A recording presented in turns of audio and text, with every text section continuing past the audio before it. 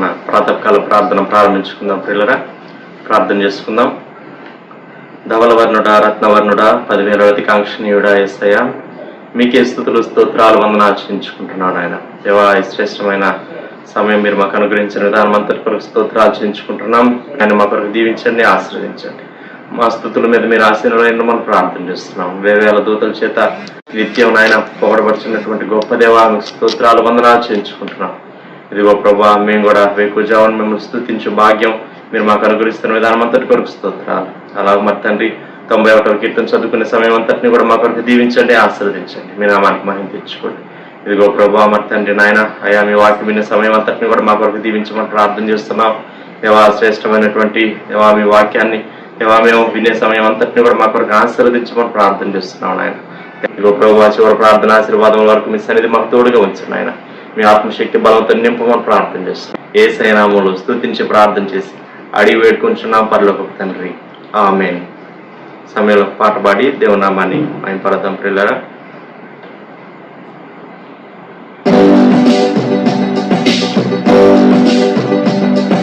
సుమధుర స్వరముల గానాలతో వేలాది దూతల గణములతో కొనియాడబడుచున్న నా యేసయ్యా, నీకేన ఆరాధన. సుమధుర స్వరముల గానాలతో వేలాది దూతల గణములతో కొనియాడబడుచున్న నా యేసయ్యా, నీకేన ఆరాధన. మహానందమే నాలో పరవశమే, నిన్ను స్తుతించిన ప్రతి క్షణం.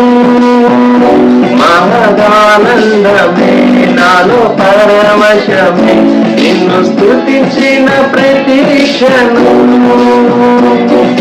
సుమధుర స్వరముల గానాలతో వేలాది దూతల గణములతో కొనియాడబడుచున్న నా యేసయ్యా, నీకేన ఆరాధన. ఎడారి త్రోవలో నీ నడచినాం, ఎరుగని మార్గంలో నన్ను నడిపినాం. నా ముందు నడచిన జయ వీరుడా, నా విజయ సంకేతమా. ఎడారి త్రోవలో నీ నడచినాం, ఎరుగని మార్గంలో నన్ను నడిపినాం. నా ముందు నడచిన జయ వీరుడా, నా విజయ సంకేతమా. నీవే నీవే నా ఆనందము, నీవే నీవే నా ఆరాధన. నీవే నీవే నా ఆనందము, నీవే నా ఆధారము.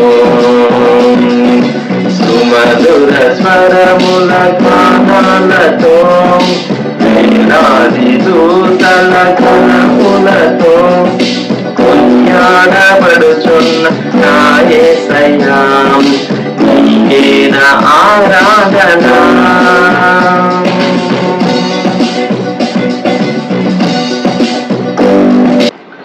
ప్రకారంగా 91వ కీర్తన చదువుకుందాం. ప్రియులారా, మహోన్నతుని చాటున నివసించువాడే సర్వశక్తి నీడను విశ్రమించువాడు. ఆయనే నాకు ఆశ్రయము, నా కోట, నేను నమ్ముకును నా దేవుడని నేను యెహోవాని గూర్చి చెప్పుచున్నాను. వేటకాని ఊరిలో నుండి ఆయన నిన్ను విడిపించును, నాశనకరమైన తెగులు రాకుండా నిన్ను రక్షించును. ఆయన తన రెక్కలతో నిన్ను కప్పును, ఆయన రెక్కల క్రింద నీకు ఆశ్రయం కలుగును. ఆయన సత్యము కేడమును డాలునై ఉన్నది.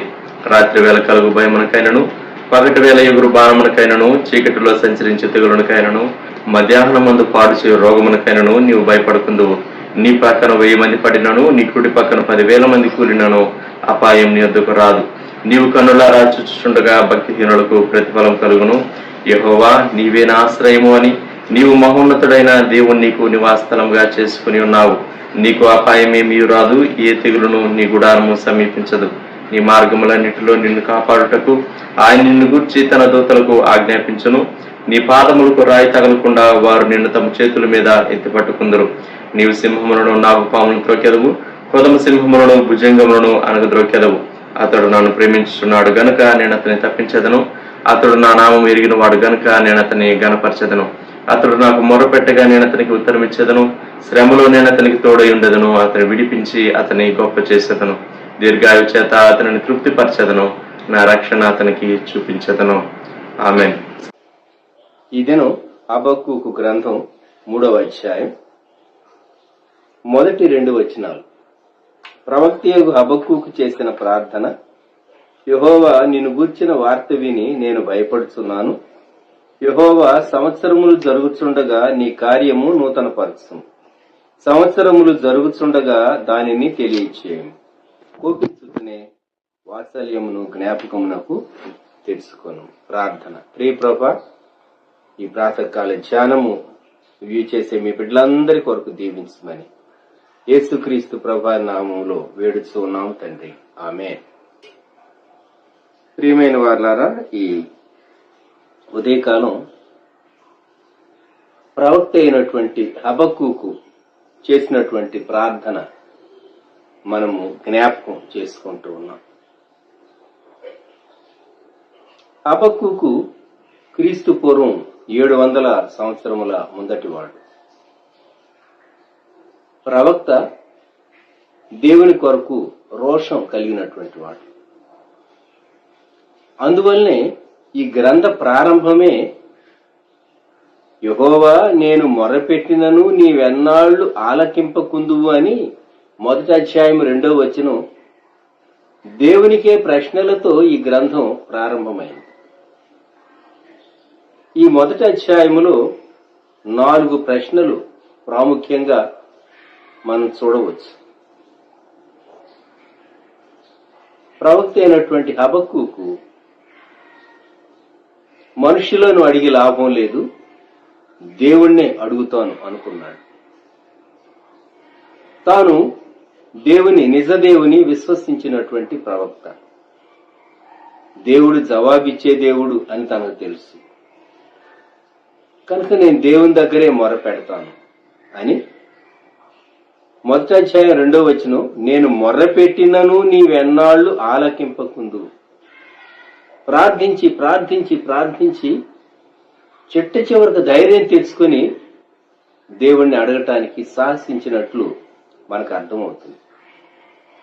ఆ దినాల్లో తన చుట్టూ ఉన్న పరిస్థితులు. హబక్కూకు 1:2 వచనం 2వ భాగం, బలాత్కారము జరుగుతున్నదని నేను నీకు మొరపెట్టినను నీవు రక్షింపకై ఉన్నావు. దేవా ఎందుకు, దేవా ఎందుకు, నా ప్రార్థనకు ఎందుకు జవాబు రాలేదు? మనలో చాలా మందికి ఒక ప్రశ్న ఉంటుంది. నేను ఎంతో ప్రార్థించాను, నాకు జవాబు రాలేదేమి? నిజమే, మనం ఎంత ప్రార్థించినా దేవుడు తన సమయంలో జవాబిస్తాడు. మనం అడిగిన వెంటనే కొన్ని మార్లు దేవుడు జవాబు ఇవ్వకపోవచ్చు. హబక్కూకు 1:3లో ఇంకొక ప్రశ్న వేశాడు దేవునికి. నన్నెందుకు దోషము చూడనిచ్చుచున్నావు? బాధ నీవేళ ఊరకయే చూచుచున్నావు. దేవా, నాకు ఇష్టం లేదు, నీకు ఇష్టం లేదు. నేను చూడకూడనివి చూడవలసి వస్తూ ఉన్నాయి, అవి నీవు కూడా చూస్తూ ఉన్నావు. ఏం చూస్తూ ఉన్నారు? ఎక్కడ చూచినను నాశనమును బలాత్కారమును అగుపడుచున్నవి, జగడమును కలహమును రేగుచున్నవి.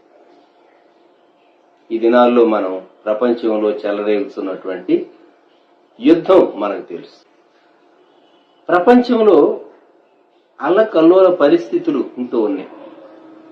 నెమ్మది లేదు, జనాంగముల మధ్య నెమ్మది లేదు, దేశములో నెమ్మది లేదు, దేశాల్లో నెమ్మది లేదు. గమనించండి, ఎక్కడ చూచినను నాశనమును బలాత్కారమును అగపడుచున్నవి. ఇవి చూడాలి అని తాను ఇష్టపడటం లేదు ప్రవక్త. మనిషికే ఇష్టం లేదు, మరి దేవునికి ఇష్టమా? దేవ, నీవెందుకు చూస్తూ ఉన్నావు? నీవెందుకు చూస్తూ మౌనంగా ఉన్నావు? అందుకే దేవునికి ప్రశ్న వేశాడు 13వ వచనంలో, నీ కనుదృష్టి దుష్టత్వము చూడలేనంత నిష్కళంకమైనది కదా,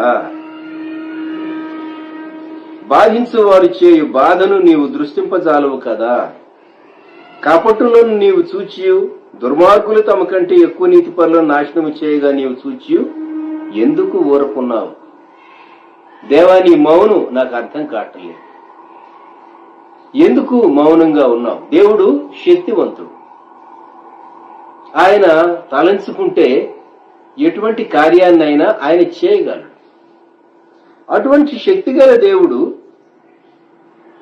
దుర్మార్గులు వారికంటే మంచి వారిని, నీతిపరులను అని వ్రాయబడింది, ఎక్కువ నీతిపరులను నాశనం చేస్తూ ఉంటే దేవుడు మౌనంగా ఉన్నాడు. దేవుని మౌనాన్ని ఎలా అర్థం చేసుకోవాలి? ఇది తన ప్రశ్న. దేవుని మౌనాన్ని ఎలా అర్థం చేసుకోవాలి?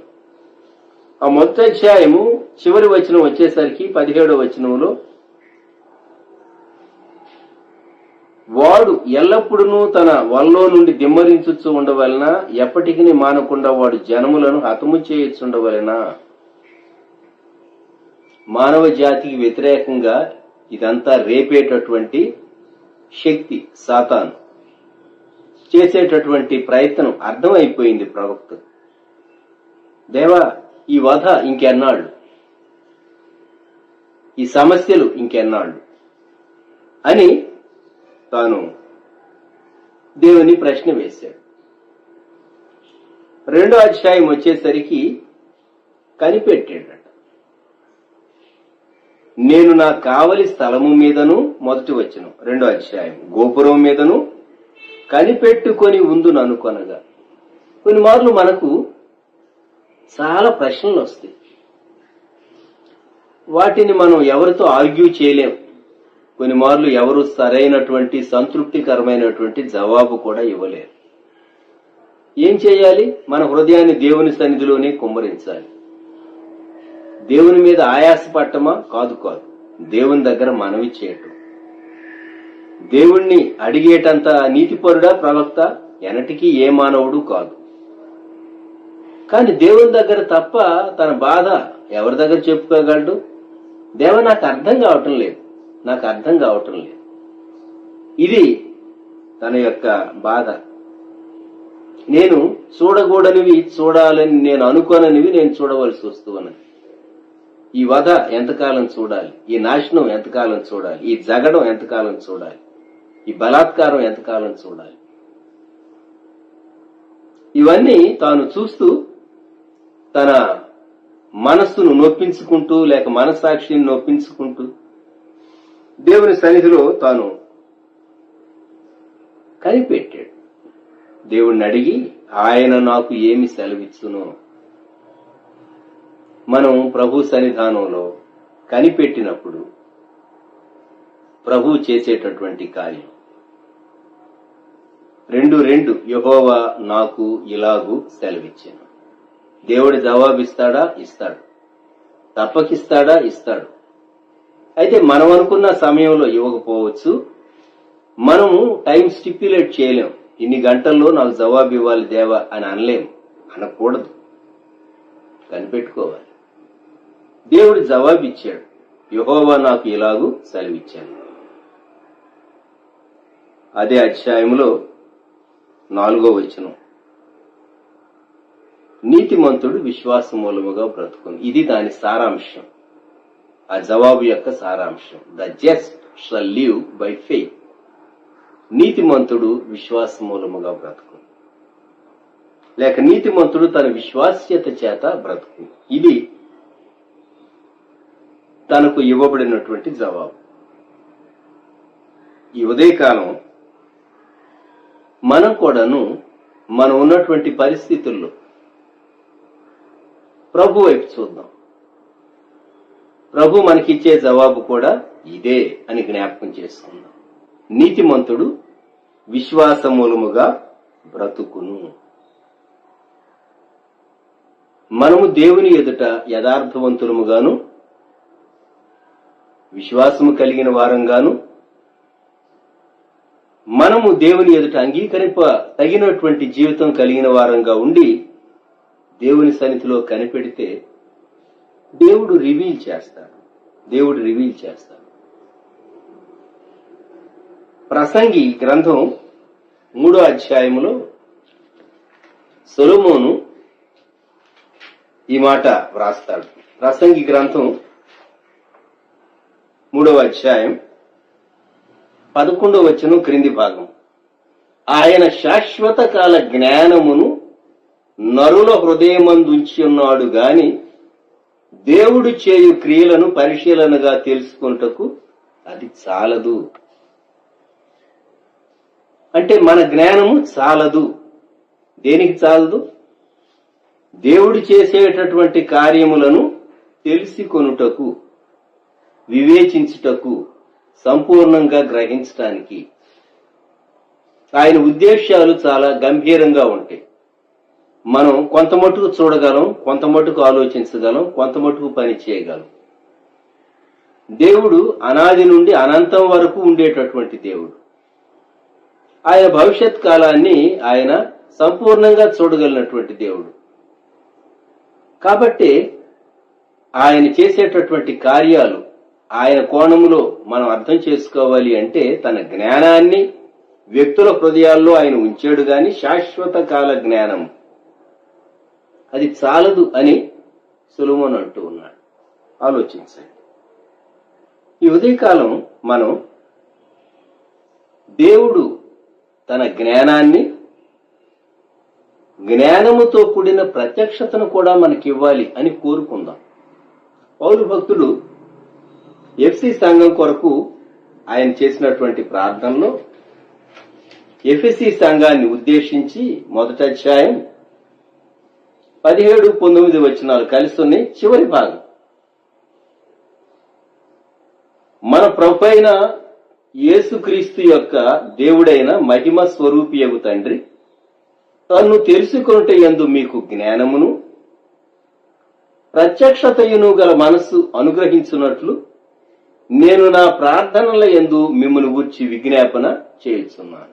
ఇది పౌలు గారి ప్రార్థన అంశముల్లో ఎఫ్సి సంఘాన్ని గూర్చి ఒక అంశం. వారికి జ్ఞానము, ప్రత్యక్షత కలిగినటువంటి మనస్సు ఉండాలని.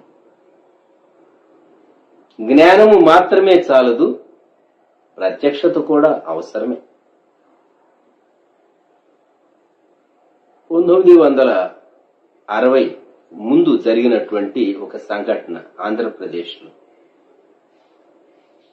ఒక యవనస్తుడు దేవుని సేవ కొరకు సమర్పించుకొని ఒక దైవజనుడితో కలిసి పరిచర్య చేస్తూ ఉన్నాడు. ఆ దైవజనుడు చాలా పెద్ద మిషన్నే బిల్డ్ చేశాడు. అంటే చాలా మంది సేవకులు ఉన్నారు. ఒకరోజు దేవుడు ఒక ప్రత్యక్షత ఈ యవనస్తునికి ఇచ్చాడు. భవిష్యత్తులో ఈ సేవ ఎలా ఉంటుంది, ఆ నాయకత్వం ఎలా ఉంటుంది అని. అంతే, తాను ఆ దైవజను నుండి వేరయ్యాడు. తనతో ఉన్నటువంటి మిగిలిన సేవకులు ఆయన ప్రశ్నించారు, నీవెందుకు వేరయ్యావు అని అడిగితే, నాకు దేవుడు చూపించాడు కొన్ని విషయాలు, వాటిని బట్టి నేను వారి నాయకత్వం క్రింద కలిసి పనిచేయటం అది క్షేమకరం కాదనే తీర్మానంకి వచ్చాను అని చెప్పినప్పుడు మిగిలిన వారు ఇతనికి కలిగినటువంటి ఆ ప్రత్యక్షతను నమ్మలేదు, దూషించారు. అయినా తాను సహించాడు. తాను ఎవరి నాయకత్వం క్రింద పనిచేస్తూ ఉన్నాడో ఆయన సేవ చాలా తారాస్థాయిలో ఉంది ఆ దినాల్లో. కొన్ని సంవత్సరాలు గడిచింది, ఆ సేవ క్షీణించింది, క్రమంగా క్షీణించిపోయింది. తరువాత ఈ సేవకుడు తాను చెప్పాడు లోకానికి లేక సంఘాల్లో, దేవుడు నాకు చూపించిన ప్రత్యక్షతకు నేను లోబడి నేను యువతలకు వచ్చినందువలన నా సేవ ఫలించడానికి దేవుడు కృప చూపించాడు అని. కొన్ని మార్లు దేవుడు ఒక ప్రత్యక్షత ఇస్తాడు. జ్ఞానమును ప్రత్యక్షతయును గల మనసు. కొన్నిసార్లు కొన్ని అంశాలు నెరవేరవు. ఎంత ప్రార్థన చేసినా నెరవేరవు. ఎందుకు నెరవేరటం లేదు అర్థం కాదు. ఒక స్థలంలో, ఒక సంఘంలో ఒక సేవకుడు ఉన్నాడు. ఆ సంఘములో ఒక యవనస్తురాలి కొరకు, తన వివాహం కొరకు ఎంత ప్రార్థన చేస్తూ ఉన్నా, తల్లిదండ్రులు బంధువులు ఎంత ప్రయత్నిస్తున్నా మ్యాచ్ సెట్ కావట్లేదు. అప్పుడు ఈ దైవజనుడు దేవుని సన్నిధిలో విషయం తీవ్రంగా ప్రార్థించి కనిపెట్టి, దేవా ఎందువలన అని దేవుని సన్నిధిలో వెయిట్ చేస్తే దేవుడు ఒక విషయాన్ని చూపించాడు ఈ సేవకుని. తాను చాలా షాక్ అయ్యాడు. ఇతరులతో షేర్ చేసుకున్నా, ఆ కారణం ఎవరితో అయినా చెప్పినా అది వినటానికి బాగుండదు, తాను కూడా అది షేర్ చేయలేడు. దేవుడు తనకేం చూపించాడంటే, ఆ యవనస్తురాలికి వివాహం కాకపోవటానికి కారణం ఆ యవనస్తురాలి తండ్రి చేతులపై రక్తాపరాధం ఉన్నది అని దేవుడు చూపించాడు. కొన్ని మార్లు కొన్ని విషయాలు చాలా గూఢమైనటువంటి విషయాలుగా ఉంటాయి.